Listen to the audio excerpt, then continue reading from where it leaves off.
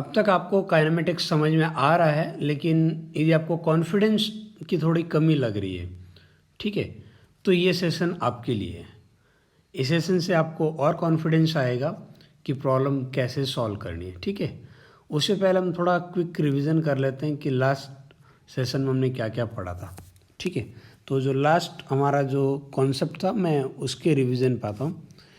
कुछ ऐसा डिस्कशन हुआ था कि हमारे पास यदि एक्सेलरेशन कांस्टेंट हो, कंडीशन आराम से देख लीजिए, एक्सेलरेशन कांस्टेंट हो, वेलोसिटी, इनिशियल वेलोसिटी जो हमारे पास है ये ज़ीरो हो, और जो टाइम इंटरवल डेल्टा टी है वो इक्वल हो। मैं पूरे मोशन को इक्वल टाइम इंटरवल में डिवाइड करता हूँ। इन दैट केस जो डिस्टेंस ट्रैवल होगी उनका जो रेशियो आएगा वो इस फॉर्मेट में आएगा, 1:3, 5, सारे ऑड नंबर, 7, 9, इसी तरीके से चलता रहेगा।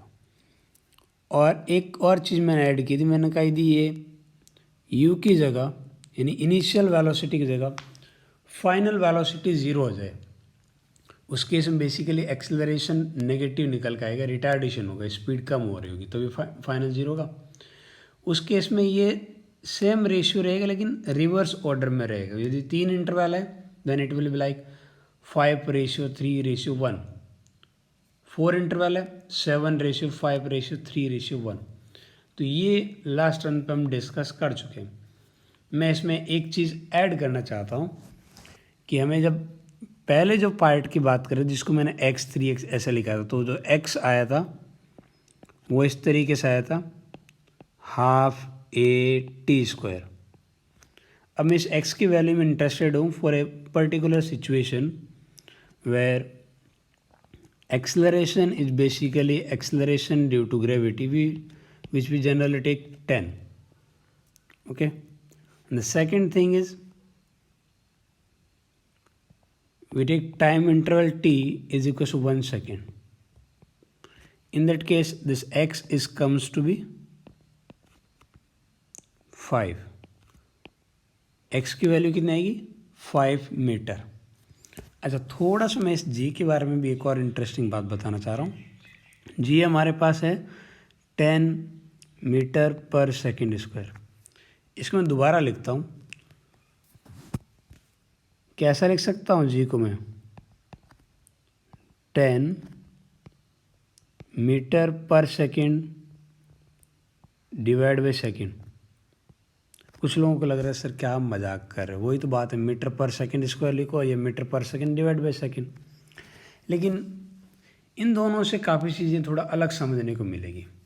देखो इसका मतलब क्या है वो देखते हैं। वैसे आपको एक्सेलरेशन की डेफिनेशन पता है तो अभी ये ज़्यादा कन्फ्यूजिंग नहीं है, बट फिर भी मैं एक और ट्राई करता हूँ। देखो इसका मतलब है कि हर एक सेकेंड में पार्टिकल की वेलोसिटी 10 मीटर पर सेकेंड से चेंज होगी। यानी अभी जो भी वेलोसिटी है it will change by 10 metre per second in a 1 second. Suppose एक आप पास बॉल है, ऐसे फॉल हो रही है, नीचे आ रही है, किसी मोमेंट पे इसकी स्पीड है x मीटर पर सेकेंड, तो 1 सेकेंड बाद में इसकी स्पीड हो जाएगी x + 10, डाउनवर्ड फॉल हो रही। सिमिलरली यदि ऊपर जा रही होती, क्योंकि acceleration due to gravity direction नीचे होती, यदि यहाँ पे उसकी वेलोसिटी y है तो 1 सेकेंड बाद में हो जाएगी y - 10। अब एक बढ़िया नंबर से समझते हैं, जैसे फ्री फॉल हो रहा है, यहाँ आपने एक बॉल को रिलीज किया तो 1 सेकेंड बाद में उसकी वेलोसिटी कितनी हो जाएगी, 10। अगले 1 सेकेंड बाद में कितनी हो जाएगी, अब 10 का और difference, so it will B 20, और नेक्स्ट 1 सेकेंड बाद में it will B 30, next 1 second में 40। इस तरीके से हर एक सेकेंड में 10 से चेंज होगी। समझ में आ रही बात? ये जो जनरल डिस्कशन है ना, ये कई बार हमारी प्रॉब्लम को बिना देखे सॉल्व करने में काफ़ी ज़्यादा हेल्प करेगा। ठीक, अब तक के डिस्कशन पे कुछ प्रॉब्लम करते हैं, आपको मज़ा आएगा। ठीक है, ये एक बहुत ही प्यारी सी प्रॉब्लम है। That a ball is projected vertically up with speed 20 metre per second and we need to take g as 10 metre per second square. अब आप समझ गएगा ना, 10 metre per second divide by second ऐसे भी लिख सकते हैं।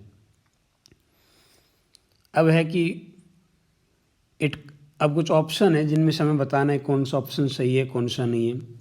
पहला बोल रहा है कि it cover a distance 5 metre in second, आराम से देख लेना। और displacement in second and third second are equal, distance in second and third second are equal, average speed for 4 seconds, first 4 seconds is 0। ये सिचुएशन है। अब देखते हैं कैसे सॉल्व करते हैं। तो मैं अब बिना इक्वेशन के इसे ट्राई करता हूँ। सपोज आपने फेंका है 20 मीटर पर सेकेंड से, किसे 20 मीटर पर सेकेंड, तो 1 सेकेंड बाद में स्पीड क्या हो जाएगी, 1 सेकेंड बाद में सपोज यहाँ पहुँचा वो, ठीक है। स्टार्ट किया था आपने 20 मीटर पर सेकेंड से, 1 सेकेंड बाद में क्या होगी, 10 से कम हो जाएगी तो ये बन जाएगी 10। अगले 1 सेकेंड में क्या हो जाएगी 0,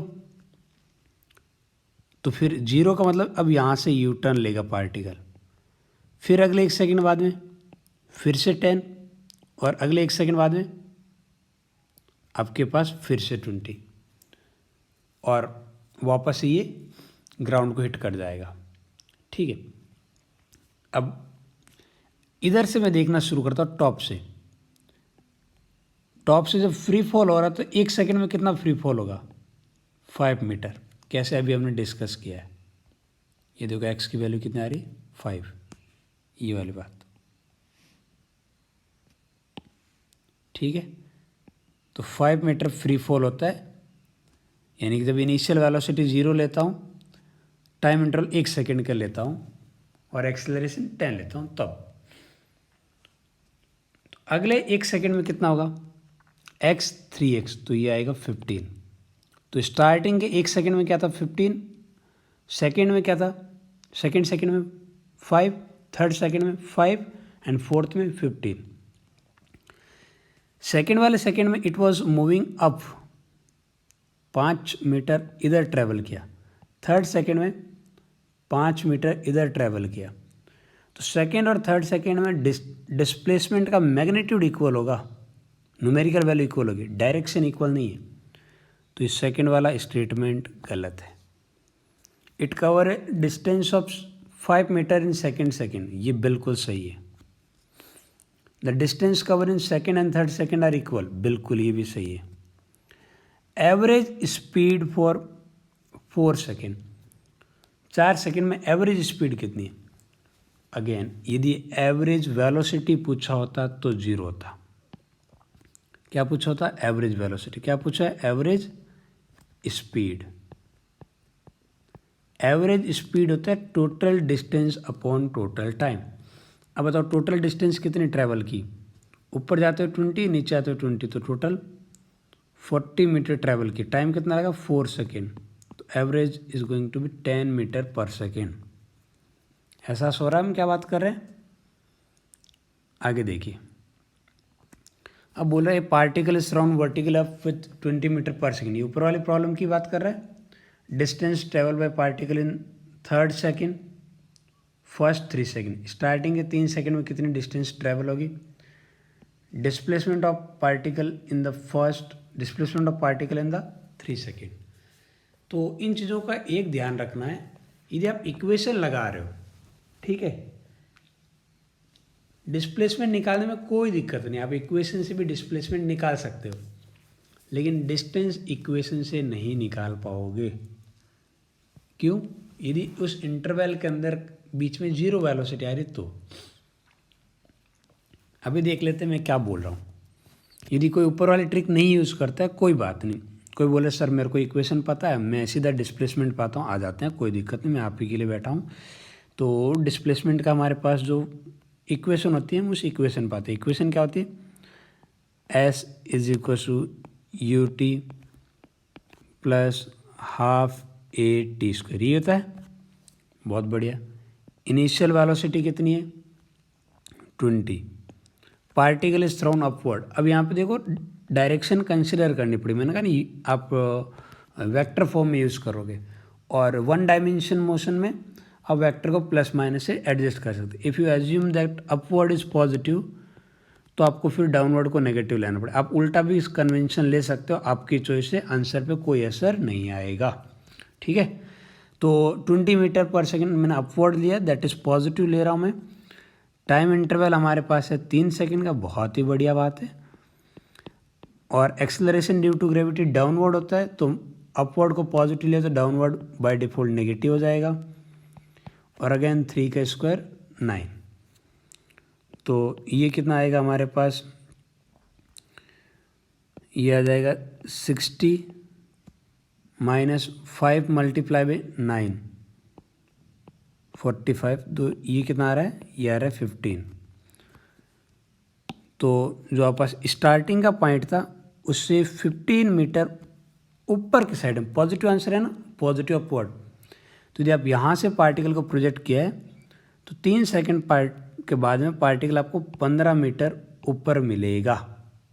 क्या ये बात सच है? देख लेते हैं, यही तो प्रॉब्लम थी। 1 सेकेंड बाद में 15 मीटर ऊपर, अगले 1 सेकेंड बाद में और 5 मीटर ऊपर, अगले 1 सेकेंड में फिर 5 मीटर नीचे, तो इफेक्टिवली 15 मीटर ही बचा है। बहुत बढ़िया। क्या इस इक्वेशन से आपका डिस्टेंस आ सकता आंसर? नहीं आएगा, क्योंकि डिस्टेंस का आंसर क्या है, डिस्टेंस का आंसर तो है 15 + 5 + 5, इन 15 + 10 25। यहाँ से तो 25 नहीं दिख रहा है। फिर भी यदि किसी को इक्वेशन से निकालना तो क्या करेंगे, सबसे पहले ये कैलकुलेट करेंगे कि वेलोसिटी ज़ीरो कब होती है, और इस जीरो से पहले की सिचुएशन अलग कैलकुलेट करो, बाद की अलग करो। सपोज मैं यही चेक कर रहा हूँ ना, जैसे यहाँ ऐसे पार्टिकल जा रहा है, इधर गया और ऐसे यू टर्न लेके ऐसे आ गया। अब मुझे डिस्टेंस पूछिए तो क्या करना चाहिए, डिस्टेंस पूछिए तो मुझे ये करना चाहिए कि यहाँ से लगा के यहाँ तक सेपरेट इक्वेशन लगाओ, फिर यहाँ से यहाँ तक एक और इक्वेशन लगाओ, और दोनों के नंबर को ऐड कर दो बिना साइन के, क्योंकि लेफ्ट जाए राइट जाए डिस्प्लेसमेंट में साइन आता है, डिस्टेंस में नहीं आता। समझ में आ रही है ना मैं क्या बोल रहा हूँ? वह आ रही है ना? हाँ, अब नेक्स्ट देखते हैं भाई। ये एक बहुत ही प्यारा कॉन्सेप्ट है, यहाँ काफ़ी लोग इस चीज़ को लेकर थोड़ा कंफ्यूज रहते हैं। क्या बात कर रहे हैं हम यहाँ पे? हम बात कर रहे हैं कि इन दो जो लिखा हुआ है ना, differentiation of mod v vector and mod of differentiation of v vector, क्या ये दोनों एक ही चीज़ है या दोनों में डिफरेंस है? और दो केस डिस्कस हो रहे, क्या ये पॉसिबिलिटी हो सकती है और क्या ये पॉसिबिलिटी हो सकती है। ये बहुत ही शानदार कॉन्सेप्ट है, स्पेशली इसलिए कॉन्सेप्ट इम्पोर्टेंट हो जाता है कि वेक्टर का काफ़ी लोग उतने कंफर्टेबल नहीं होते, क्योंकि वेक्टर पहली बार पढ़ रहे हो ना आप 11th में। 12th में आते आते आप एकदम ये नॉर्मल प्रॉब्लम हो जाएगी, कोई दिक्कत नहीं। अभी के लिए थोड़ी दिक्कत हो सकती है, उसके लिए तो मैं बैठा हूँ। ठीक है, यदि मैं कोई भी चीज़ लिख रहा हूँ, आप एक बार वेलोसिटी को भूल जाए, कोई भी चीज़ ये है, ये लिख रहा हूँ मैं ए वेक्टर और फिर इसका मोड ले रहा हूँ, इसका मतलब मैं ये जो हमारे पास वेक्टर है उस वेक्टर के मैग्नीट्यूड की बात कर रहा हूँ। यदि मैं ऐसा बोल रहा हूँ कि इस वेक्टर को मैंने डिफरेंशिएट किया तो एक नई क्वांटिटी आएगी, उस क्वांटिटी का मैग्नीट्यूड ले रहा हूँ। इसका मतलब पहले उसको डिफरेंशिएट किया है फिर मैग्नीट्यूड लिया है। और यदि मैं ऐसा लिख रहा हूँ, इसका मतलब पहले मैग्नीट्यूड लिया और बाद में डिफरेंशिएट किया है। समझ रहे? इसमें इन दोनों में डिफरेंस क्या है? यहाँ पे पहले आपके पास डिफरेंशिएशन देन मैग्नीट्यूड, तो मैं जो नई क्वांटिटी आएगी उसके मैग्नीट्यूड की बात कर रहा हूँ। यहाँ पहले मैग्नीट्यूड ले रहा हूँ फिर नई क्वांटिटी कैलकुलेट कर रहा हूँ। तो यहाँ से आप समझ गए होंगे, यदि वेलोसिटी का मैग्नीट्यूड लेता हूँ तो मेरे पास कहीं ना कहीं, जैसे मैं वी वेक्टर पे मोड लगा देता हूँ तो किसी इंस्टेंट पे वेलोसिटी की न्यूमेरिकल वैल्यू स्पीड की इक्वल आ जाती है। तो ये क्या है, मेरे पास स्पीड है। अब मैं कर रहा हूँ स्पीड को डिफरेंशिएट। स्पीड को डिफरेंशिएट करने पे एक्सेलरेशन नहीं मिलता, ये बिल्कुल अच्छे से समझ लेना। बहुत लोगों को गलतफहमी होती है, स्पीड को डिफरेंशिएट करने पे एक्सेलरेशन नहीं मिलता, ये आराम से दिमाग में बैठा लीजिए। तो ये बोल रहा है rate of change in speed, कि स्पीड किस तरीके से चेंज हो रही है। हाँ, इसकी यूनिट जो है ना वो मीटर पर सेकंड स्क्वायर ही होगी, लेकिन वो एक्सेलरेशन नहीं होगी। अबे समझिए ना। दूसरा पार्ट जो इसमें बोला है ना, वो बोल रहा है कि ये डिफरेंशिएशन ऑफ वेलोसिटी। तो जैसे आप वेलोसिटी को डिफरेंशिएट करते हो टाइम के रिस्पेक्ट में, ये क्वांटिटी निकल के आती है acceleration, and this quantity will have magnitude as well as direction.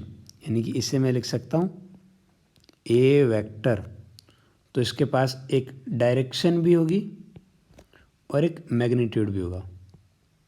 यदि मैं इसका एक पार्ट देखना चाहूँ मैग्नीट्यूड, तो मैं इसे लिखता हूँ ना ए वेक्टर का मैग्नीट्यूड। अब ए वेक्टर का मैग्नीट्यूड बोलो या फिर d v vector upon d t, इस पूरे का मोड, दोनों एक ही बात है। डायरेक्शन की बात करूँगा, मैं लिखूँगा A cap, unit vector in the direction of A vector. समझ में आ रही बात? अब समझ आ रहा है ना, ये चीज़ सेपरेट हो गई भाई। जैसे आपने पहले मैग्नीट्यूड लिया ना, तो आप पास स्पीड आ गई, अब कोई फ़र्क ही नहीं है। अच्छा, इन दोनों में फ़र्क क्यों आता है, इस आंसर में और इस आंसर में, और कब फ़र्क आता है कब नहीं आता, अब उस पर बात करते हैं। ठीक है, पहला केस ये बोल रहा है कि भाई ये जो डी वी बाई डी, ये differentiation of mode of velocity, ये ज़ीरो है। इसका क्या मतलब है? इसका मतलब है कि स्पीड यदि कांस्टेंट रहेगी, पार्टिकल की स्पीड चेंज नहीं होगी, तो आपके पास उसका डिफरेंशिएशन ज़ीरो होने वाला है। बिल्कुल सही बात है। If A particle is moving with constant speed, speed यदि कांस्टेंट ले ली जाए तो ये पार्ट रहेगा। इस पार्ट के लिए स्पीड आपके पास कांस्टेंट होनी चाहिए। स्पीड कांस्टेंट है तो स्पीड का डिफरेंशिएशन ज़ीरो रहेगा। क्या स्पीड ज़ीरो स्पीड कांस्टेंट है और आपके पास एक्सेलरेशन की न्यूमेरिकल वैल्यू वो नॉन जीरो हो सकती है? बिल्कुल हो सकती है। कैसे? मैग्नीट्यूड डायरेक्शन के चेंज होने की वजह से। जो हमारे पास वेलोसिटी है ना, इसके पास दो क्वांटिटी रहती है, एक डायरेक्शन वेलोसिटी के पास और एक अगेन मैग्नीट्यूड। ये चेंज होता है तो स्पीड चेंज होती है, डायरेक्शन के चेंज होने पे स्पीड चेंज नहीं होती। एक परफेक्ट एग्जांपल बता देता हूँ जिससे मज़ा ही आ जाए। ठीक है, वो है हमारे पास सर्कुलर मोशन। यदि पार्टिकल यूनिफॉर्म स्पीड से सर्कुलर ट्रैक पे चल रहा है तो उसकी स्पीड वक्त के साथ चेंज नहीं हो रही है, लेकिन वेलोसिटी चेंज हो रही है, क्योंकि डायरेक्शन कंटिन्यूसली चेंज हो रही है। तो वहाँ पे एक्सेलरेशन नॉन जीरो होगा, यानी ये वाली क्वांटिटी नॉन जीरो होगी, एक्सेलरेशन की न्यूमेरिकल वैल्यू नॉन जीरो, लेकिन rate of change in speed वो आपके पास ज़ीरो होगी। सर्कुलर मोशन सेपरेटली पढ़ेंगे, वहाँ और डिस्कस करेंगे, घबराने की बिल्कुल ज़रूरत नहीं। दूसरा पार्ट बोल रहा है कि स्पीड आपके पास जो है, rate of change in speed ये आपके पास नॉन जीरो, यानी कि स्पीड वेरिएबल है और एक्सेलरेशन की न्यूमेरिकल वैल्यू ज़ीरो। क्या ये पॉसिबल है? नहीं, ये नहीं पॉसिबल है। आपके पास वेलोसिटी की न्यूमेरिकल वैल्यू चेंज हो जाए, यानी कि स्पीड चेंज हो जाए या डायरेक्शन, दोनों में से कोई भी एक चेंज होगा तो वेलोसिटी तो ऑटोमेटिकली चेंज हो जाएगी, तो एक्सेलरेशन पक्का ही मिलेगा। तो ये वाली चीज़ पॉसिबल नहीं है कि स्पीड आपके पास चेंज हो रही है और एक्सेलरेशन ना आए, ये बिल्कुल पॉसिबल नहीं है। ठीक है, उम्मीद करता हूँ ये वाला कॉन्सेप्ट आपको समझ में आए। यहाँ से जो कंक्लूजन वाला पार्ट जो हमने देखा है वो ये चीज़ है भाई। वो ये क्या है, हमारे पास जो पहली क्वांटिटी है that is basically the magnitude of rate of change of velocity. Magnitude of rate of change of velocity, ये पहली क्वांटिटी जो मैं लिख रहा हूँ। दूसरी क्वांटिटी क्या है? The rate of change of magnitude, और ये दोनों चीज़ एक नहीं है। The rate of change of magnitude of velocity, और एक क्या है? Magnitude of rate of change of velocity. आप मैग्नीट्यूड पहले ले रहे हो या रेट पहले कैलकुलेट कर रहे हो, दो अलग चीज़ है। उम्मीद करते हैं ये कॉन्सेप्ट आपको समझ में आया है। ठीक है, अब अपन कुछ और न्यूमेरिकल डिस्कस कर लेते हैं। ठीक है, जैसे पहला हमारे पास एक बहुत ही प्यारा सा न्यूमेरिकल लेके अपन स्टार्ट कर रहे हैं, वो है हमारे पास कि एक पार्टिकल के एक्सेलरेशन में रिलेशन गिवन है। क्या रिलेशन है? ए इज इक्वल टू 60। क्या पूछा है? वेलोसिटी बता दो, डिस्प्लेसमेंट बता दो। अच्छा, कुछ गिवन भी तो होगा। गिवन है कि पार्टिकल स्टार्ट फ्रॉम रेस्ट। कब? टी इक्वल टू 0 पे। जब आप टी की वैल्यू 0 स्टार्ट लोगे तब पार्टिकल की वेलोसिटी 0 लेनी पड़ेगी। ये इन्फॉर्मेशन बहुत यूज़फुल है। चलो, एक्सेलरेशन से हमें वेलोसिटी डिस्प्लेसमेंट चाहिए नहीं, आप ऊपर की तरफ जा रहे हो तो हमें इंटीग्रेट करना पड़ेगा, ये समझ आ गया। तो acceleration can be written as, acceleration को आप क्या लिख सकते हो? वो लिख सकते हैं, एक्सेलरेशन को अपन लिख सकते हैं dv/dt, लिख सकते हैं ना। और हमारा प्यारा एक्सेलरेशन कितना है? वो है 60। dt को उधर भेज दो तो dv कितना हो जाएगा? dv हो जाएगा 6t dt। Now integrating both side. 6 constant है इसलिए बाहर ले लिया। अब इस पार्ट जो स्टार्टिंग दिया ना, इसकी इंपॉर्टेंस देखते हैं भाई। जब आप टाइम की वैल्यू 0 लोगे तो वेलोसिटी 0 आएगी, ठीक है। जब आप टाइम कोई जनरल टाइम t ले लेते हैं, लेट्स सपोज उस टाइम को general velocity v, then we will get the relation between general velocity v and the general time t। यहाँ पे 1 का इंटीग्रेशन क्या होगा? v के रिस्पेक्ट में कर रहे हो तो v, ठीक है, 0 से v। t का इंटीग्रेशन t²/2। अब अपन बात करेंगे, लिमिट पुट करेंगे। ये आएगा v-0 तो v, ये बन जाएगा 3t²। लोअर लिमिट पुट करेंगे तो कोई मतलब नहीं, 0 का 0 ही रहेगा, ठीक है। तो ये आ गया velocity as a function of time. अब बात कर लेते हैं डिस्प्लेसमेंट की। आपको पता है वेलोसिटी को हम क्या लिख सकते हैं? वेलोसिटी को लिख सकते हैं dx/dt। सो dx/dt कितना गिवन है? वो है 3t²। तो dx क्या लिख सकते हैं अपन? 3t² dt। Again integrating both side. जब t इक्वल टू 0 पे कोई पोजीशन होगी, आप कुछ भी मान लो, इनिशियल पोजीशन हमारे पास, ठीक है, x1 मान लीजिए,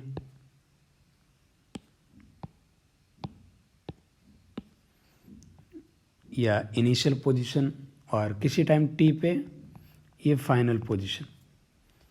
ये 1 का अगेन इंटीग्रेशन x के रिस्पेक्ट में, x upper limit minus lower limit, तो ये final position minus initial position, और इसी को हम बोलते हैं डिस्प्लेसमेंट, राइट। और t² का इंटीग्रेशन t³/6, सॉरी t³/3, ठीक है, t² का t³/3। लिमिट पुट करेंगे, 3 से 3 कट जाएगा तो डिस्प्लेसमेंट s कितना आ जाएगा? वो आ जाएगा t³। तो हमें डिस्प्लेसमेंट का पता लग गया, वेलोसिटी का पता लग गया। अप्रोच समझ में आ रही है? देखो, एक्सेलरेशन गिवन है, वेलोसिटी डिस्प्लेसमेंट चाहिए, ऊपर जाना तो इंटीग्रेट करना पड़ेगा। एक और प्यारी सी प्रॉब्लम, इन्होंने इस बार कहा कि ये लो, आपके पास एक्सेलरेशन a है और वो कितना है हमारे पास?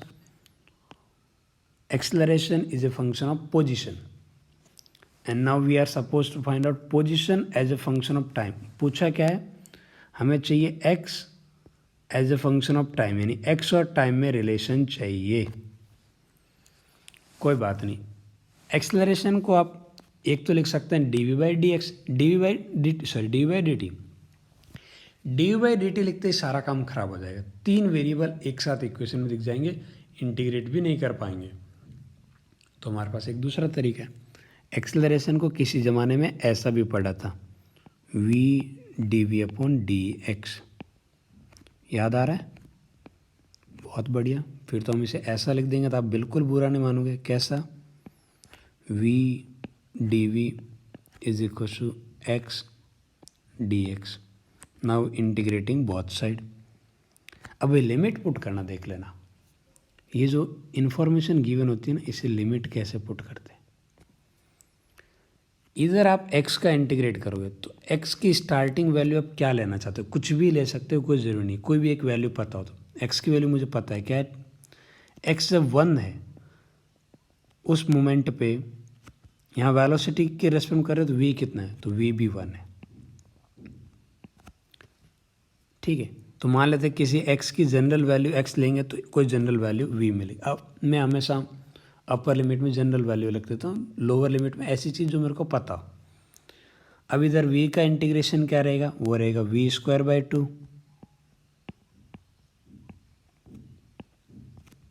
लिमिट 1 से v, ये आएगा आप पास x²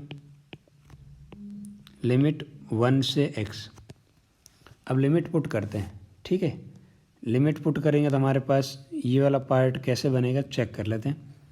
देखो 2 से 2 कैंसिल आउट कर दो, मैं 12 के कोनम, ये आएगा v² - 1, ये आएगा x² - 1।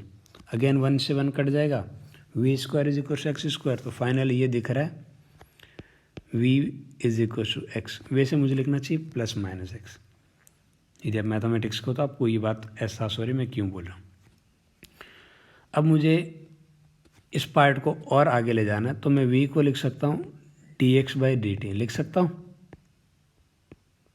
और dt को उधर भेज देता हूँ। अब एक काम करता हूँ, x को इधर ले आता हूँ। Now integrating both side.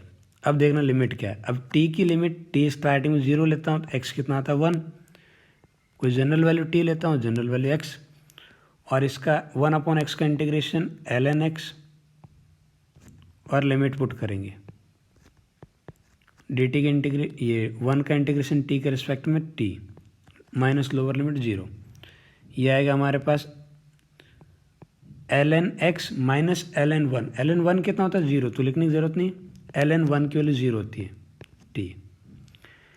इस पार्ट को आप ऐसा भी लिख सकते हो, x = e⁻t। दोनों साइड में एंटी लॉग लेते हैं।